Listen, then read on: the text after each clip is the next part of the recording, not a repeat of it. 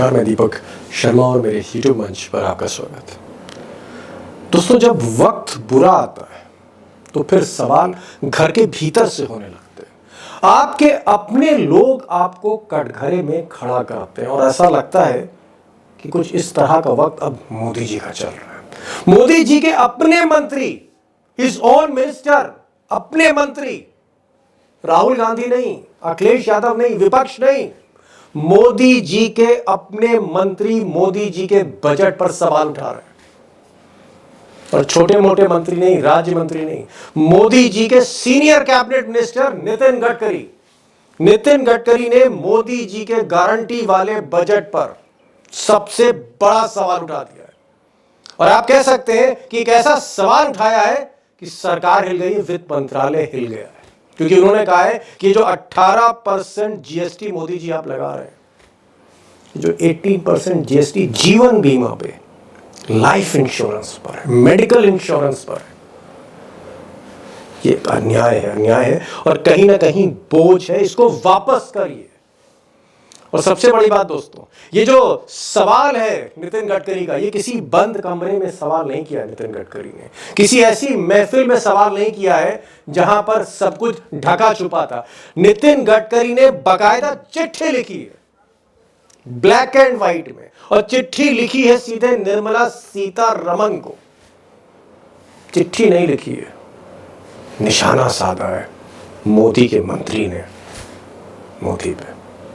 अब इस चिट्ठी को लेकर गोदी मीडिया के एक आध चैनल ने तो हिम्मत करी है, लेकिन बाकी चैनल चुप रहे, पर्देदारी करते रहे। हालांकि सोशल मीडिया पे गडकरी की चिट्ठी वायरल थी और उसकी वजह यह थी कि इस चिट्ठी ने मोदी और शाह को अंदर तक हिला दिया। और अगर मैं सच कहूं, जैसा कि कुछ लोग कह रहे हैं कि गडकरी जी का ये जो पत्र है, ये जो खुलासा है, जो पत्र है, ये पत्र नहीं है दोस्तों, ये प्याले में तूफान है।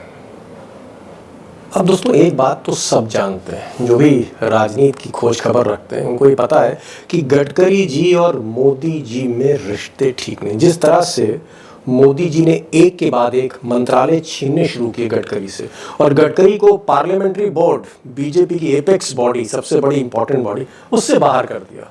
उससे एक चीज साफ थी कि इन दोनों के बीच, टॉप सीनियर लीडर्स के बीच में रिश्ते ठीक नहीं है।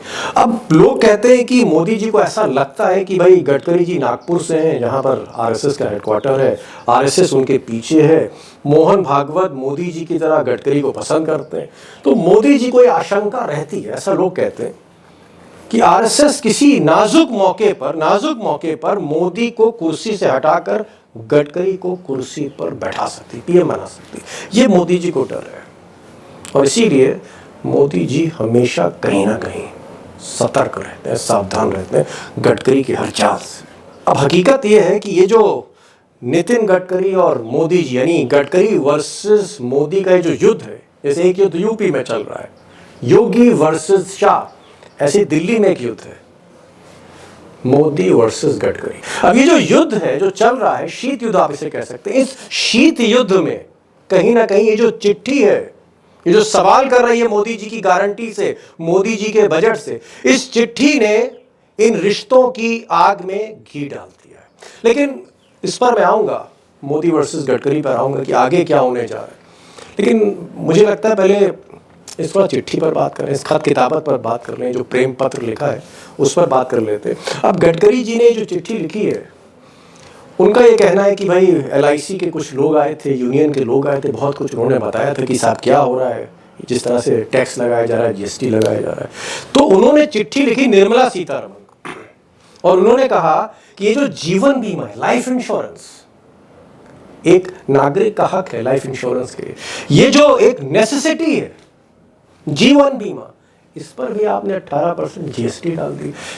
और जो मेडिकल इंश्योरेंस है, मतलब आप कह सकते हैं एक मिडिल क्लास इंडियन की लाइफ लाइन मेडिकल इंश्योरेंस, उस मेडिकल इंश्योरेंस पर भी आपने जीएसटी डाल दी। गडकरी का कहना है कि ये एक तरह का अन्याय है, ये बोझ है और इसको आप विड्रॉ करिए। ये जो जीएसटी लगाई है लाइफ इंश्योरेंस पर, मेडिकल इंश्योरेंस पर, ये गलत है, इसको हटाइए, वापस करिए। और शायद ये जो लहजा है इस चिट्ठी में, इसीलिए कहा गया पत्र नहीं है प्याले में तूफान है। और ये तूफान प्याले तक सीमित नहीं है, ये छलक कर बीजेपी के भीतर अब है तूफान, बीजेपी के अंदर है, प्राइम मिनिस्टर ऑफिस में, सरकार में। और दोस्तों जो सबसे बड़ा सवाल है, बिग क्वेश्चन है, वो ये कि गडकरी जी की ये जो चिट्ठी है ये मोदी जी के बजट पर तो चोट है ही, लेकिन असली निशाना मोदी जी पर है। और सवाल इस बात का भी है कि ये मोदी और गडकरी के जो रिश्ते सुधर नहीं रहे, सुधरने की जगह और बिगड़ रहे, तो फिर आगे क्या होने जा रहा है, व्हाट्स नेक्स्ट? अगर ये रिश्ते सुधरने की जगह बिगड़ रहे हैं तो फिर आगे क्या होने जा रहा है? और अगर 3 महीने बाद महाराष्ट्र और हरियाणा या झारखंड, इनमें से 3 राज्य या 3 में से 2 राज्य मोदी जी के हाथ से चले गए, तो फिर आगे क्या होने जा रहा है? फिर आगे क्या होने जा रहा है गडकरी जी को लेकर, मोदी जी की पीएम की कुर्सी को लेकर आगे क्या होने जा रहा है? मुझे लगता है बड़ा सवाल है। और इस सवाल को लेकर उमाकांत लखेड़ा होंगे, राष्ट्रीय राजनीति को देख रहे हैं, और आज संदीप मनुधने को भी मैंने बुलाया है क्योंकि एनालिसिस, पॉलिटिकल एनालिसिस करते हैं। नितिन गडकरी वर्सेस मोदी, आगे क्या होने जा रहा है? लखेड़ा साहब, ये विपक्ष कहे कि साहब इस बजट में खोट है, इस बजट में कमी है, इसमें खामियां हैं, समझ में आता है, विपक्ष का काम है। लेकिन मोदी जी के कैबिनेट मिनिस्टर, बीजेपी के पूर्व अध्यक्ष, एक सीनियर लीडर, अगर हम गिनती शुरू करेंगे तो मोदी है, राजनाथ है, अमित शाह है, चौथे नंबर पे नितिन गडकरी है। और नितिन गडकरी हेयर एंड से पे नहीं, सुनी सुनाई बात नहीं, चिट्ठी लिख रहे हैं। और चिट्ठी लिखकर वो कह रहे हैं कि साहब जो 18% जीएसटी लगा दिया है मेडिकल इंश्योरेंस में, अरे कम से कम स्वास्थ्य का, सेहत का, लाइफ का मेडिकल इंश्योरेंस में कहीं तो रहम कर दो, ये हटा लो, गलत है। चिट्ठी लिखी है निर्मला सीतारमण को। क्या आपको ऐसा लगता है कि ये एक बड़ी बात है, ये एक असाधारण बात है? कैबिनेट मिनिस्टर अपने बजट पर चिट्ठी लिख रहा है, महीने बर्बाद नहीं, 24 घंटे के अंदर। सर लखेड़ा साहब, व्हाट इज दिस? जी, ये चिट्ठी नहीं है, प्याले में तूफान है? ये पत्र नहीं है, चिट्ठी नहीं है, ये प्याले में तूफान है। ये प्याले में तूफान है। मोदी सरकार और आरएसएस के बीच में जो कलह चल रही है, जो शीत युद्ध चल रहा है, उसकी बानगी है, उसकी एक फुलझड़ी है, इसकी एक फुलझड़ी है। और ये जो चिट्ठी नितिन गडकरी ने अपने बल पर नहीं लिखी है, उनसे आरएसएस के भीतर बजट को लेकर के जो मतभेद उभरे हैं पिछले 7-8 दिन से, उस मतभेदों की, और बजट में कहीं आरएसएस से कोई चर्चा नहीं की गई है। कहीं आरएसएस के, ऐसा नहीं कि आरएसएस कोई सरकार नहीं है, ना मंत्री है, लेकिन आरएसएस के लोगों का ये कहना है कि बजट पर हमसे इनफॉर्मली भी कोई बात ही नहीं की, टोटल डिस्कनेक्ट है बजट। और ऐसी सिचुएशंस में, क्योंकि आरएसएस कैबिनेट में तो नहीं है, आरएसएस मोदी से बहुत नाराज है, तो आरएसएस बीजेपी में जो उसकी विंडोज है, जो उसकी खिड़कियां हैं, विंडोज के जरिए आरएसएस ने ये धमाका किया है। और आप ये कहना चाह रहे हैं, लखेड़ा साहब, आप ये कहना चाह रहे हैं कि कोई डेलीगेशन नितिन गडकरी से मिला, उन्होंने उनको एक मेमोरेंडम दिया, उस मेमोरेंडम पर उन्होंने चिट्ठी लिख दी, निर्मला सीतारमण को दे दी। ये मामला, ये मेमोरेंडम और डेलीगेशन नहीं है। ये बड़ा सिंपल मामला नहीं है, ये बहुत बड़ा एक किस्म से रोड मैप है, सीरियस इश्यू है। उन्होंने मोदी सरकार को हिलाना था और हिला दिया। नितिन गडकरी का पत्र नहीं है, प्याले में तूफान। बड़ी बात कह दी साहब, बड़ी बात कह दी। अब सवाल यह है कि लखेड़ा साहब जो 30-35 वर्षों से पार्लियामेंट देख रहे हैं, राष्ट्रीय राजनीति कवर कर रहे हैं, मैं इनकी बात को दरकिनार भी नहीं कर सकता, सीरियसली लेना पड़ेगा। मनुधरे साहब, एक कैबिनेट मिनिस्टर मोदी सरकार का सीनियर, और कैबिनेट का मतलब जो मुझे समझ में आता है, आप तो जानकार, मैं तो सिर्फ इतना ही कह रहा हूं, कैबिनेट का मेंबर का मतलब, कोई भी कैबिनेट मिनिस्टर है, वो उस बजट के लिए उतना ही रिस्पॉन्सिबल है जितना निर्मला सीतारमण और मोदी है। ये निर्मला सीतारमण का बजट है, ये राजनाथ सिंह का बजट है, ये अमित शाह का बजट है, नितिन गडकरी का बजट है, हर कैबिनेट मिनिस्टर का ये बजट है। और कैबिनेट मिनिस्टर महीने भर बाद नहीं, 6 महीने बाद नहीं, तुरंत चिट्ठी लिख दे रहा है, और चिट्ठी जो है वायरल हो रही है, और वो कह रहा है कि साहब बजट में आपने 18% जीएसटी क्यों लगा दी मेडिकल इंश्योरेंस में? कम से कम मेडिकल इंश्योरेंस तो छोड़ दो। जो आदमी मर रहा है मौत के कगार पे, उसको तो राहत दे दो भाई। What is this? क्या आपको लगता है इट्स समथिंग अनयूजुअल? ये बहुत एक्स्ट्रा ऑर्डिनरी चीज है चिट्ठी लिखना, बजट। एक कैबिनेट मिनिस्टर बजट का विरोध कर रहा है क्या? मैं जो पॉइंट कह रहा हूं दीपक जी लखड़ा साहब, वो ये है कि ये इनके आपसी राजनीतिक रस्साकशी का तो परिणाम हो ही सकता है। जो कि आरएसएस और बीजेपी की शैडो बॉक्सिंग चल रही है, वो तो ये हो ही सकता है। लेकिन मैं एक छोटी सी पॉसिबिलिटी इस बात की भी देख रहा हूं कि ये इनसे करवाया भी गया हो स्वयं मोदी जी द्वारा, कि भाई जो मिडिल क्लासेस में बीजेपी के खिलाफ भयानक फ्रस्ट्रेशन फैला हुआ है कि हमको क्या लूट ही लोगे टैक्सेस लगा के, तो ऐसा दिखा दो कि भाई इनके मंत्री भी हमारे लिए सोचते हैं। ये बहुत छोटी पॉसिबिलिटी है, इसलिए क्योंकि मोदी जी और गडकरी जी की तनातनी किसी से छुपी नहीं है। Yes, तो अगर yes. ऐसा है तो एक्स्ट्राऑर्डिनरी होगा। मैं बाकी कह रहा हूं तो बहुत ही एक्स्ट्राऑर्डिनरी होगा। क्योंकि मैं आपसे पूछना चाह रहा हूं, क्या मौके की तलाश में हमेशा रहते हैं कि जरा सा कोई एक पॉइंट मिले तो वहां पर एक कील जरूर ठोकते हैं नितिन गडकरी। क्या आपको लगता है कि बीजेपी के भीतर एक जो रस्सा कसी है लीडरशिप को लेकर, वहां पर नितिन गडकरी मौका नहीं छोड़ते और ये चिट्ठी कुछ उस तरह की है? मिस्टर मनु धरे, आप बिल्कुल सही कह रहे हैं। 2014 के बाद आदरणीय पीएम मोदी जी ने आरएसएस को हाशिए पे डाल दिया है, फायदा पूरा लिया है, फायदा उन्हें पॉलिटिकल नहीं दिया है। तो आरएसएस के ब्लू आइड बॉय हैं नितिन गडकरी। तो इस संभावना की तो इनकार किया ही नहीं जा सकता कि आरएसएस ने ये करवाया हो। और नितिन गडकरी जैसे आपने कहा कि वो इस तरह से कीले ठोकने में माहिर हैं, तो ये बिल्कुल हो सकता है कि उन्होंने सरकार को स्लिपरी विकेट पे डालने के लिए ये लेटर लिखा हो। दीपक लिखा हो। लखड़ा साहब, एक चीज, अब चलिए खत किताबत होती रहती है और इस तरह के खत जो है हिंदुस्तान की राजनीति में तूफान मचाते रहते हैं, और आपने कहा ये तो पत्र नहीं है, प्याले में तूफान है। क्या गडकरी का निशाना कहीं और है?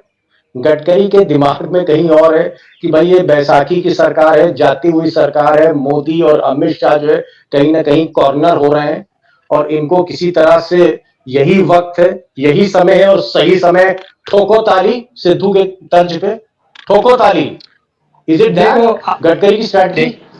देखिए, आरएसएस की नजर में जो बैकबोन है RSS, Bharatiya Janata party RSS की ब्रांच है, practic for all practical purposes. It is a branch of the RSS. और आरएसएस को ये बात अच्छी तरह पता लग गई है कि जहाज डूब रहा है, और आरएसएस एक रिवाइवल प्लान की शुरुआत कर रही है कि क्या ये डूबते जहाज को, इस कश्ती को डूबने से बचाया जा सकता है, क्या इसको रिवाइवल किया जा सकता है। वो रिवाइवल की एक प्रोसेस चल रही है, और उस प्रोसेस में तमाम तरह के जो आरएसएस के दिमाग में जो एजेंडे हैं, मैं ये नहीं कह रहा हूं आपको, ये बात मैं ऐसी कहने के लिए कोई खाना पूर्ति कर रहा हूं। मैं आरएसएस के टॉप लोगों से जो मेरा फीडबैक है, जो मेरी बातचीत होती है as a reporter, as a journalist, उसके आधार पर बोल रहा हूं मैं कि आरएसएस ने तय कर लिया है कि 75 साल से ऊपर मोदी को कोई मोहलत नहीं दी जाएगी। इसका मतलब 13 महीने मोदी जी के रह गए, नंबर एक बात। नंबर दूसरी बात, आरएसएस पार्टी का प्रेसिडेंट अपनी मर्जी से बनाना चाहता है, वो जेपी नड्डा के हिसाब से नहीं चलना चाहता है। और इन्होंने क्या चाल चली, जब आरएसएस ने रेजिस्टेंस किया नतीजे निकलने के बाद, तो इन्होंने उनका कार्यकाल 6 महीने बढ़ाया, और अब एक इंटरनल इलेक्शन प्रोसेस करके उसको दिसंबर तक खींचना चाहते हैं। और इससे आरएसएस में विद्रोह हो गया है। आरएसएस बहुत नाराज हो गया है कि ये आप बच्चों का खेल हमें मत खिलाइए। आप संगठन के मामले में आप तत्काल फैसला कीजिए, नहीं तो फिर हम फैसला कर देंगे। गडकरी साहब की बातचीत हुई, गडकरी साहब टैक्टिकली भी उनके रिलेशन इतने खराब हो चुके हैं, अविश्वास की खाई इतनी कड़ी हो चुकी है, मतलब इतना विश्वास हो चुका, जिस व्यक्ति को बेइज्जत करके आपने 1.5-1.25 साल पहले पार्लियामेंट्री बोर्ड से निकाल दिया हो, वो आपके टैक्टिक्स में इस्तेमाल करेगा कि इमेज बिल्डिंग एक्सरसाइज में एक चिट्ठी मेरे को दे दो फिर मैं लिखूंगा। वो चीजों से बात पॉइंट आपका बड़ा वैलिड है, लेकिन पानी सर से गुजर चुका है और इस स्तर तक सर से गुजर चुका है कि मेंबर ऑफ पार्लियामेंट जाके आरएसएस को शिकायत कर रहे हैं कि साहब हम बड़ी मुश्किल से जीते हैं। जो हारे हुए वो कहते साहब इनकी वजह से हारे हैं, इनके 400 पार के नारे से हारे हैं। उत्तर प्रदेश में खलबली है, योगी आदित्यनाथ के पीछे पूरी ताकत के साथ आरएसएस खड़ा है और ये आरएसएस की ताकत थी जो योगी टिके हुए हैं और इनको ललकार रहे हैं, दुआ सलाम भी नहीं कर रहे हैं। तो ये जो ताकत है ये बड़ा शीत युद्ध है। ये अगर कांग्रेस पार्टी होती जहां शिवजी की बात है तो रायता फैल गया होता, लेकिन यहाँ भारतीय जनता पार्टी है, डर का माहौल है। संदीप जी, आपको क्या लगता है कि गडकरी एक मौके की तलाश में है? उनको लग रहा है, मतलब जो एहसास मोदी जी को हो रहा है कि भाई देखिए बैसाखियों पे सरकार है, इधर नायडू है, इधर नीतीश है, कभी भी कुछ हो सकता है, रोज राहुल गांधी हमले कर रहे हैं, हमले पे हमले हो रहे हैं, हालत ये आ गई, नौबत ये है मोदी जी की वो पार्लियामेंट नहीं जा रहे, सदन में बैठ नहीं रहे, बजट में भी नहीं बैठे, वो उनकी हिम्मत नहीं हो रही है राहुल गांधी का सामना करें। क्या आपको लगता है कि मौका जो है बड़ा नाजुक है और इस नाजुक मौके पर एक तीर गडकरी ने छोड़ दिया, ये तीर सही जगह जाके लगे और थोड़े से जैसा कि लखेड़ा साहब कह रहे हैं कि कहीं ना कहीं एक मोदी को घेरने की कोशिश है ये जो चिट्ठी है? 100% ये बिल्कुल ऐसा हो सकता है, इससे कोई इंकार नहीं करेगा। देखिए 240 सीटें लाने के बाद मोदी जी की राजनीतिक जमीन बहुत बुरी तरह खिसक चुकी है ऑलरेडी, और हाल ही में जो सिटीजन ग्रुप्स ने रिसर्च करके बताया कि लगभग 75 से ज्यादा सीटों पर बहुत ज्यादा हेर फेर होने की संभावना रही है और चुनाव आयोग उस पर चुप्पी साध के बैठा है। तो दरअसल मोदी जी तो 170 से आगे बढ़े ही नहीं है। ये सारी पृष्ठभूमि में और वो जो उन्होंने सबूत सामने रख दिए हैं वो तो किसी भी कोर्ट में इलेक्शन कमीशन डिफेंड नहीं कर पाएगा। हालात ऐसे लग रहे हैं, अभी तक इलेक्शन कमीशन चुप है। आप जब इन सारी चीजों को जोड़ के देखते हैं तो ऐसा लगता है कि इनकी पूरी पॉलिटिकल जमीन इतनी कमजोर हो चुकी है कि प्रधानमंत्री का संसद से लंबे समय तक बैन रहना इतने इंपॉर्टेंट सेशन और राहुल गांधी का बार बार कास्ट सेंसस के मुद्दे को सीरियसली उठाना और उसके बाद उनकी तरफ से हमले होना, जो कि बहुत ही कास्टिस्ट हमले मैं कहूंगा, क्योंकि पब्लिक में किसी की जाति ऐसा पूछना ये बहुत घिनौना आरोप होता है। आप कास्ट एन्यूमरेशन करें वो एक अलग चीज होगी। इन सब चीजों को जोड़ के देखें तो ये बिल्कुल हो सकता है कि आरएसएस एक फाइनल किल की तैयारी कर रहा हो कि अब बहुत हो गया, हमारी कोई सुनता नहीं है, हमें सिर्फ इलेक्शन जीतने का एक बना लिया गया, हमारे बड़े बड़े ऑफिस बना दिए गए, पर जो हमारी पॉलिटिकल ताकत है उसको तो आपने खत्म ही कर दिया। हमारी कोई बिल्कुल इन द सेंस की अपॉइंटमेंट अब इनसे पूछ के होते नहीं है। लास्ट क्वेश्चन, समय हो रहा है। क्या मैं मानूं लखेड़ा साहब, क्या मैं मानूं कि ये जो लड़ाई है गडकरी वर्सेस गुजरात लॉबी कह लीजिए, गडकरी वर्सेस मोदी, ये धीरे धीरे अपने मकाम पे पहुंच रही है, अपनी मंजिल की तरफ बढ़ रही है और नवंबर में हरियाणा, महाराष्ट्र और झारखंड के जो चुनाव होने जा रहे हैं, बड़े निर्णायक चुनाव हैं, इसमें अगर बीजेपी हारती है जैसा कि लक्षण दिख रहे हैं महाराष्ट्र में, हरियाणा, तो क्या मोदी पे प्रेशर बढ़ेगा इस हार के बाद? और उस वक्त नितिन गडकरी कुछ और गुल खिला सकते हैं, कुछ और तीर चला सकते हैं? आपको लगता है गडकरी को भी इंतजार है, आरएसएस को भी इंतजार है उस मौके का? देखिए जो लुब्बो लुआब जो जिस्ट है आरएसएस और बीजेपी के बीच में, जो जिस्ट है और जो चिंता है इस सरकार की कि अपोजिशन को एक बहुत बेहतर लीडर मिल गया है राहुल गांधी, और राहुल गांधी ने संसद के भीतर जो परफॉर्मेंस दिखाई है पिछले सेशन से और इस सेशन से, तो मोदी का ग्राफ जो यहां था वो अब उल्टे यहां आ गया है और उस ग्राफ की वजह से एक तरह से सनसनी है। क्या होता है कि जैसा आपने सवाल पूछा कि भाई ये इलेक्शन हो रहा है, ये हालात ऐसे हैं, देश के हालात ऐसे हैं। सवाल ये है कि देश के हालात तो पिछले 10-11 साल से खराब है, लेकिन उनको एक संगठित नहीं था। विपक्षी नेता उनके पास नहीं था। और ये जो फ्लोटिंग वोट है देश में, वो हम और आपको पूछता था या मनु धनवेल साहब को पूछता था कि अरे लीडर कहाँ है आपके पास, नेता कहाँ है आपके पास। आज वो लोगों ने वो पूछना बंद कर दिया है, उस मिडिल क्लास ने वो पूछना बंद कर दिया है, उस हाउसिंग सोसाइटीज ने वो पूछना कम कर दिया है। क्यों कि राहुल गांधी, और मैं आपको बता रहा हूं क्या हो रहा है पिछले सेशन में, इस सेशन में और लोकसभा चुनाव प्रचार के दौरान, जिसको लेकर के सबसे ज्यादा चिंता आरएसएस में है। क्यों? पहले मोदी नैरेटिव सेट करते थे, कांग्रेस उसमें फंसती थी और धाराशायी हो जाती थी। आज हालत यह है कि राहुल गांधी संसद के भीतर और बाहर नैरेटिव सेट कर रहे हैं और बीजेपी के पास उसका जवाब नहीं है। वो आरएसएस पर हमले कर रहे हैं और आप बचाव नहीं कर पा रहे। तो सवाल यह है कि आपकी जो फाउंडेशन है, उस फाउंडेशन को, बीजेपी की जो फाउंडेशन को हिला दिया राहुल गांधी ने, बुनियाद संसद के भीतर। चाहे वो मोची से मिल रहे हो, मोची साहब से सुल्तानपुर जाते हुए, चाहे वो छोटे ढाबों पर रुक रहे हो, वो जो नैरेटिव फेंक रहे हैं संसद के भीतर। आपने एक आदमी को गाली देने के लिए तैनात कर दिया, एक महिला मोहतरमा का, स्मृति ईरानी का हाल तो देख लिया ना। देश की जनता ने, अमेठी की जनता ने उसको ऐसा सबक सिखाया कि उसकी राजनीति खत्म हो गई। अब आपने नया जमूरा आपने पैदा कर दिया है कि गाली दो। इस लेवल पर आप उतरे हुए हैं, हताशा इतनी हो गई आपको। तो ये सारी चीजें हो रही है, ये एंड गेम की तरफ जा रही है और आरएसएस इसको लेकर के चिंता है। Beginning of the end, mister Sandeep Manudhane, beginning of the end, 2 line में जवाब चाहूंगा। क्या ये अंत की शुरुआत है? नितिन गडकरी की चिट्ठी, राहुल का हमला, योगी की लड़ाई, तलवारें खिंची हुई हैं, आरएसएस नाराज है, महंगाई बढ़ रही है, बेरोजगारी का जो हाल है बेहाल है। Is it the beginning of the and? क्या ये खेल खत्म होने की शुरुआत है सर?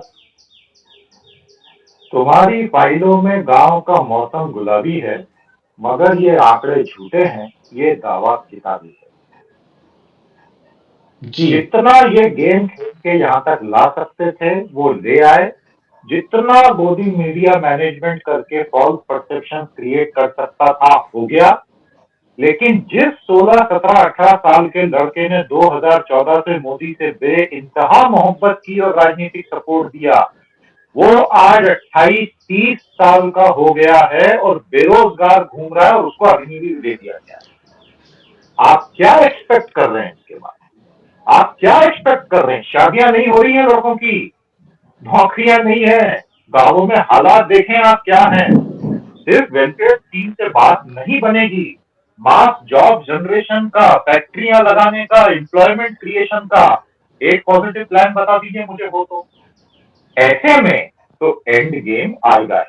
लेकिन मैं एक बात कहूंगा, वो सरकार कब गिरेगी, तख्ता पलट कब होगा, ये प्रेडिक्ट करना किसी के लिए भी संभव नहीं है। 6 महीने, 2 साल, 3 साल, 5 साल, हमें नहीं पता। लेकिन जी आमूल राजनीतिक परिवर्तन होगा, ये आप बिल्कुल तय मान लीजिए, लाजमी है। और सही बात है, जो लक्षण है और इस तरह के जो आपने कहे कि it's a beginning of the and, ये एक तरह से अंत की शुरुआत है। बच्चे जो हैं बड़े हो गए हैं, जब 2014 में जिनकी उम्र अगर 16 साल की थी अब 26 साल की होगी, नौकरी नहीं है, शादियां नहीं हो रही हैं। और अगर नौकरी सिर्फ 5 वैकेंसी निकलती है तो 50,000 लोग पहुंच रहे हैं। पुलिस को law and order situation control करनी पड़ती है, ये हाल है वॉक इन इंटरव्यूज का इस देश में। लेकिन एक चीज मैं जरूर कहना चाहूंगा, जो आप दोनों की बीच इसमें सहमति रही, कि जब इस तरह का माहौल होता है तो वहां पर कैबिनेट मिनिस्टर, चाहे वो नितिन गडकरी हो, राजनाथ भले ही हो, लेकिन नितिन गडकरी जैसे लोग, कैबिनेट मिनिस्टर जैसे लोग अपने ही बजट पर सवाल उठाते हैं, चिट्ठियां लिखते हैं। और ये खत कहीं ना कहीं मोदी जी के लिए एक सर्टिफिकेट है कि देखिए आपकी सरकार किस दिशा की ओर बढ़ रही है, उसकी दशा क्या है। संदीप साहब बहुत बहुत शुक्रिया, आप आए इस प्रोग्राम में, आपने समय निकाला, इंदौर से आप जुड़े। और लखेड़ा साहब पार्लियामेंट भी देखते हैं, रिपोर्ट भी फाइल करते हैं, और उसके बावजूद आप समय निकाल लेते हैं। आपका भी बहुत बहुत शुक्रिया कि आप आ जाते हैं। Thank you thank you so much.